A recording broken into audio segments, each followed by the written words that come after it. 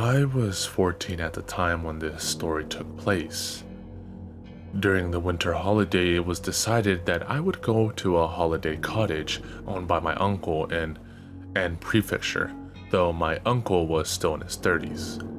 I heard that my uncle originally wanted to go there with his girlfriend, but because they had recently split, he invited me instead. Me and my uncle had been buddies since I was small, and I jumped at the opportunity. My uncle lived in the same town as me, and he came to pick me up at my home early in the morning, and we started for the journey straight away. My uncle was quite a stylish guy, and he had always taught me things about music and outdoor activities, etc., that I really looked up to him.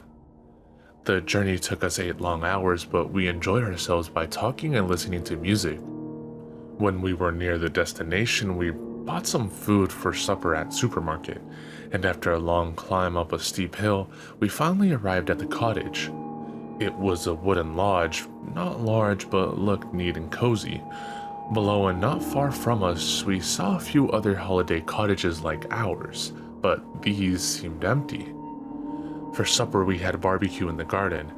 After we had eaten enough meat to last our lifetime, we moved back inside and played video games in front of the fireplace. Later in the night, our talks turned to ghost stories. My uncle had a deep knowledge on the subject, and he really got me scared.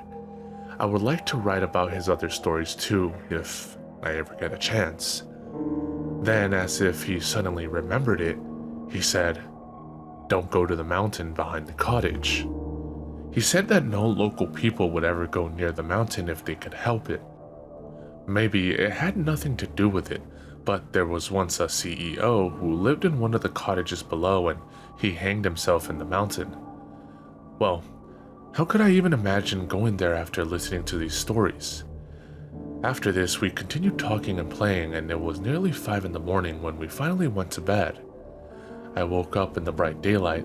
It was just past noon. Feeling thirsty, I went downstairs to get some water. On the way, I peeped into my uncle's room, and he was still deep in the dream world. It was a cold but fresh morning. The air in the countryside was totally different from the one in the city. I stepped out on the balcony and sat on a chair. The balcony faced the mountain my uncle had told me about on the previous night. The mountain looked just like any other mountains I had ever seen. I remember there was a telescope inside the cottage and brought it outside so I could enjoy the beauty of the nature to the full. It was a high-performance telescope, and I could see clearly even things that were very far away. When I moved my focus to the mountain, I was thrilled to see some birds resting on the branches that looked like they were right in front of me.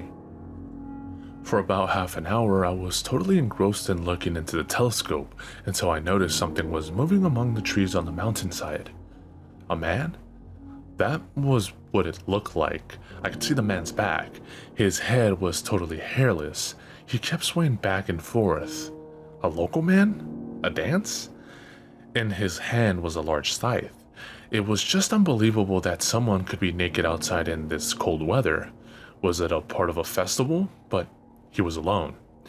I was confused and a lot of thoughts entered my mind. Because I was facing his back, I couldn't see his face. His movement reminded me of a sankaijuku. I must not watch it any further.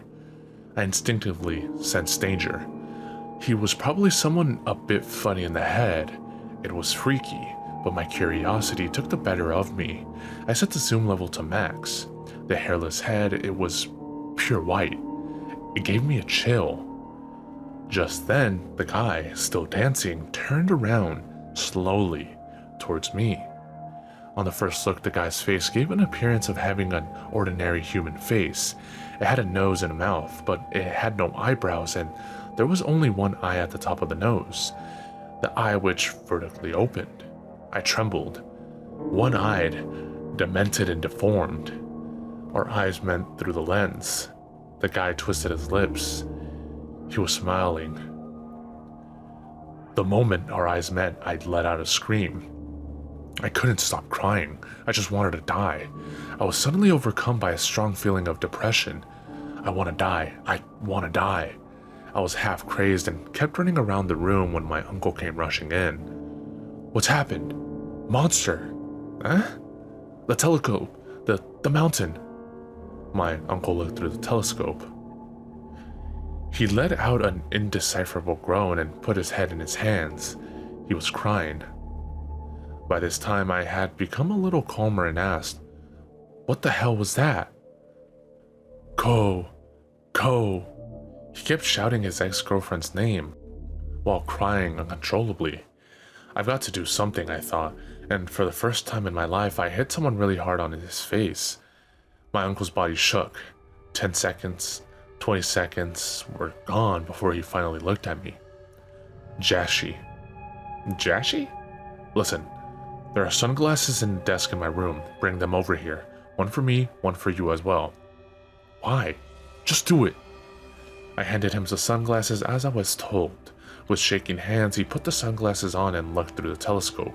He moved the telescope around. Damn, he said, and beckoned to me. Put on the sunglasses and look. Fearfully, I put the glasses on and looked through the telescope. Although it was somewhat harder to see because of the sunglasses, I found the creature among the trees, and our eyes met again. An unnameable fear gripped me, but the feeling was not as strong as before. Still, my heart kept beating wildly. But what caught my attention most was that the creature wasn't in the same place as I first saw him. The creature kept performing a weird jellyfish-like dance. Despite the wild movement, he kept a steady gaze towards our direction. Was he moving down the mountain? To get here? Do you want to pee? What? Why now of all the times? If you do, go and pee into that empty bottle in the kitchen. Saying thus, my uncle went downstairs. I couldn't possibly think of doing it at a time like this, and I just stood there dumbfounded. Soon, my uncle came back with a bottle into which he had poured his urine. When you feel like peeing, use this, he said, and handed me an empty bottle. I mean, what on earth is that creature? Yama no mono, a thing of mountain. Yamako, a child. I don't know. But when I was a kid, I used to go camping in the mountains with my father. Oh no, not that mountain. In mountains, strange things can happen. We once heard people talking outside our tent at night even though there was nobody there. When things like that happened, we would spray some urine around and the sounds would stop. He peered into the telescope once more. Damn it! Despite looking obviously distressed, he seemed he was trying his best to observe the creature. That thing. I don't know exactly at what speed, but it's moving very slowly. Now I've lost him, but there's no doubt he's moving toward the cottage. Well, we've got to get out of here and run away. That wouldn't make any difference. Probably. Unless we can divert his interest to something else, he will follow us to the world's end. This is a kind of a curse. You write evil eye and read it Jashi. You said that word before. How come you know so much about it? Once I was traveling in Northern Europe. Well, I'll talk about that later if we can come out of this alive. What do you mean by if we can come out of this alive? Are we just gonna wait here like idiots until that creature comes for us? No, we're gonna counterattack him. My opinion was to stay put and hide in the cottage, but my uncle said that we had to do something before the creature reached us. I thought it would be far better to just run away than go and meet the ghastly thing, but I had always trusted my uncle. In the end, out of respect for him, I decided to follow his decision. Carrying the sunglasses, bottle, light snacks, binocular, wooden bat, and flashlight for each of us, we went to the mountain. My uncle said he wanted to finish it all before it got dark. Could we really fight against its baleful eye? Was having sunglasses enough to endure eyeing the creature at close range? A lot of thoughts were running around in my head. The mountain was a way bigger place than I had expected. With binoculars in our hands, we searched around for the creature for a while, but my uncle said because the creature was moving towards us, we would run into each other eventually. It would be dangerous to go too far in the mountains as it was getting dark, so we decided to wait for the creature in an open area about 500 meters from our cottage. As I said, all we've got to do is divert its interest from us. That's all we have to do. How? We have to get close to him, that's for sure, but don't look straight into its eyes. You've got to see him sideways. You know what I'm talking about? Don't you? Try to locate him without making eye contact, and then splash urine over him. If that doesn't work, you listening? I'm serious. If that doesn't work, show your penis to him. What? Jashi hates things unclean like feces and urine, and sexual organs. It won't kill him, but it could make him go away. It would mean we have some hope of saving ourselves. What if it doesn't work? Then we would have to run away. By car. Wrapped up in an undefinable terror, we sat on the rocks and waited. We took turns looking into the binoculars. It was 4 in the evening.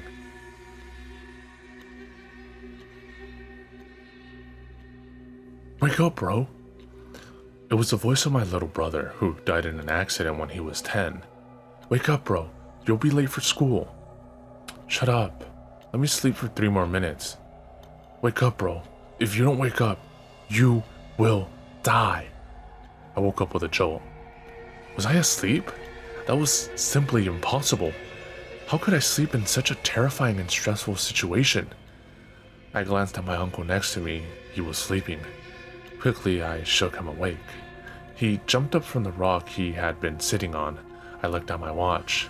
5:30. It had got much darker around us. A cold sweat broke over me. Hey, can you hear that? Eh? A voice, song? I focused all my attention on listening. I heard a voice coming from the right-hand side, not very far from us. The voice was getting louder by the minute. On the surface, it sounded like some sort of a folk song sung in an unnaturally high voice. Terror struck me so hard that I thought I would go mad. The moment you heard the voice, you began to hate everything in the world. Listen, light up just its feet, my uncle cried out, and with the flashlight I lit up only the lower part of the bush from which the creature was trying to come out. I saw his legs, hairless and abnormally white, wiggling its entire body. It was moving slowly closer and closer to us. But the song, it was terrible. My mind went blank for a brief second. Ah, no. The creature suddenly dropped down on all fours and deliberately moved his face within the circle of light where previously there were only his feet. I looked straight into his eyes. The same strong emotion which had struck me in the early afternoon had me in its grips again. I want to die. I want to die. I want to die. I'd rather die than see this creature's face. My uncle, too, had knocked over his bottle and was wailing like a madman. The flashlight, which had dropped to the ground, lit up the creature's hideous body. He was singing the horrible song and crawling on all fours, coming closer and closer to us in a jerky movement as if he was a newborn calf. In his right hand, he held a rusty scythe. I was ready to commit suicide by biting off my tongue when... Ding! My uncle's mobile phone went off. My uncle stopped crying, apparently due to the shock of hearing the sudden, loud sound. He took the mobile out of his coat pocket and stared at it. What's he doing at this time like this? We're about to die, I thought, and watched him with astonishment. The mobile was still ringing. Ding! My uncle stood there staring at the mobile in the semi-darkness. The creature was coming towards me. I peed my pants. I'm going to die. At that very moment, my uncle, with an ear-splitting yell, picked up the flashlight from the ground, ran over to me, and grabbed my bottle. Don't look. I'm going to light up his face, so close your eyes. I threw myself on the ground. My sunglasses came off, and I put my hands over my head and closed my eyes tight. This is what happened next, according to my uncle. He firstly lit up the creature's face and checked its location out of the corner of his eyes. This sounds a bit dirty, but my uncle took the bottle and poured the urine in his mouth, and keeping the light still directed towards the creature's face, he squatted down and sprayed the urine all over the creature's face. The creature screamed like a horse. My uncle, his eyes closed, sprayed the urine over and over again onto the creature's eye. Again, I heard the creature's piercing scream, but it was still there. My frightened uncle then pulled down his trousers and underwear and lit up his penis. The creatures came face to face with it. It finally turned its back on us after uttering unintelligible but horrible sounding curses. It was at this point that I opened my eyes again. My uncle kept the light focused on the receding back of the creature. As he slowly moved away from us, he still kept wiggling its body while singing the creepy song. Its steps were slower than an old geezer walking with a stick. We kept the light on him until he was well out of our sight. We had to fight the fear that at any moment the creature might turn around and start attacking us again. After what seemed like an eternity, he disappeared into the dark. He said not a word as we dragged ourselves back to our cottage. Once we were inside the cottage, my uncle made sure all the doors were locked and after that poured us some coffee. After taking a sip from the cup, I asked my uncle, "Was that what you meant by diverting its interest from us?" Kind of.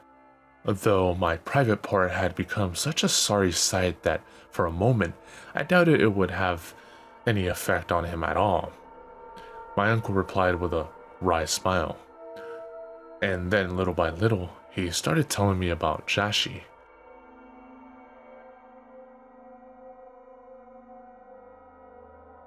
My uncle's job often took him abroad. I can't tell you exactly what kind of job, but he was sort of an engineer.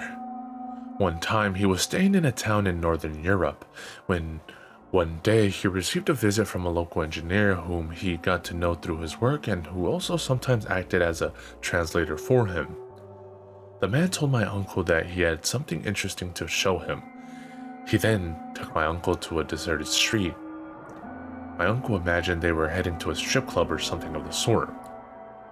But instead, they entered a small dirty house in a back alley. My uncle was taken aback when he saw what it was like inside. In sharp contrast to the miserable facade, the inside was decorated with luxurious furnishings, with beautiful furnitures and carpets, and expensive-looking antiques. There was even a pleasant scent in the air. Without an explanation, my uncle was led to a small room at the back of the house. In there, he saw a man about 60 sitting in a chair, surrounded by candles. Strangely, the man was wearing sunglasses even though it was nighttime, and he was inside. The local engineer told my uncle that the man was gifted with Jashi. Jashi is a belief that is widespread all over the world, and the one who has it can perk curses on anyone whom he glares at with evil intention. It is also called Evil Eye, Jigan, or Magan.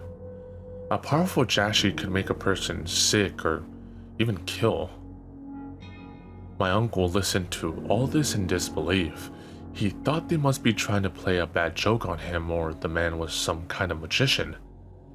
The man on the chair whispered something into the local engineer's ear. The man apparently said, because my uncle didn't believe him, he could let my uncle taste a little sample of its power. My uncle thought that was interesting and agreed to the challenge. The man again whispered to the local engineer. The man said, "I will tie you up only for now. I want you to understand that this is for your own safety. You will act violently and might hurt yourself in the process.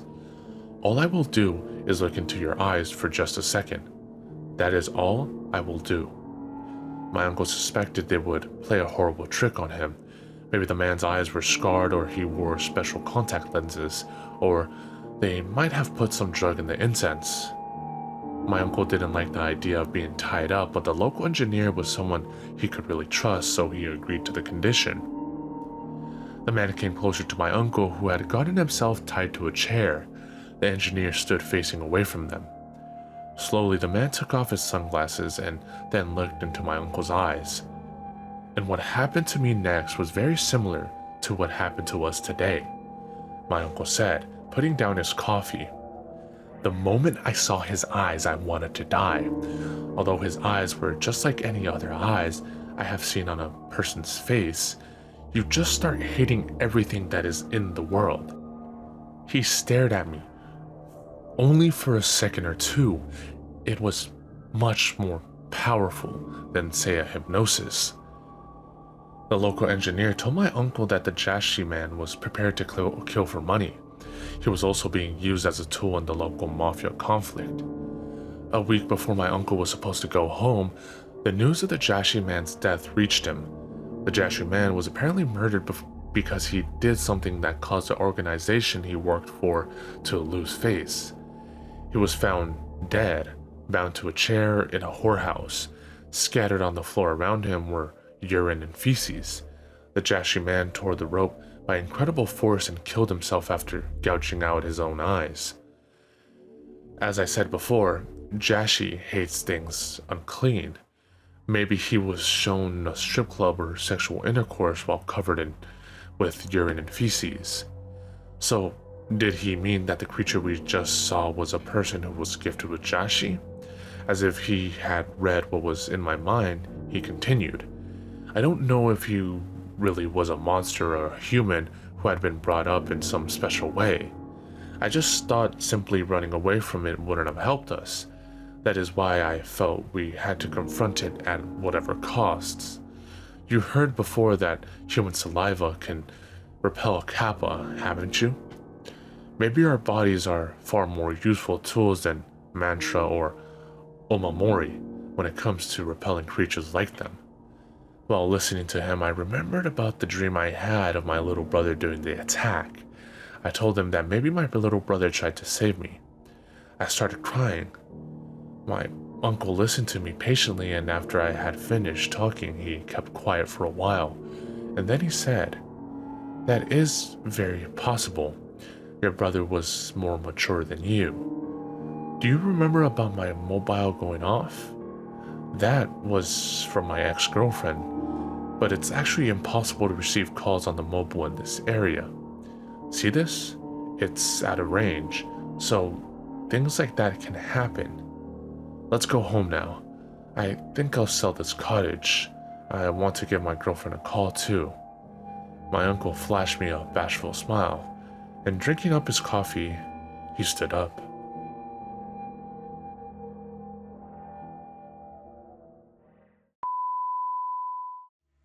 Definitely elevating for the 966. The ill suicidal liable to take titles and make vital signs benign like no cancer. Answer, there's no chance to advance to ya. Kuya got blazed through ya. The great super science applying pressure. I desecrate with double O's and bubble folds while I cut you, bro. I juggle flows that goes ballistic, reminiscent of exquisite cannibalistics and a sadistic doctor. My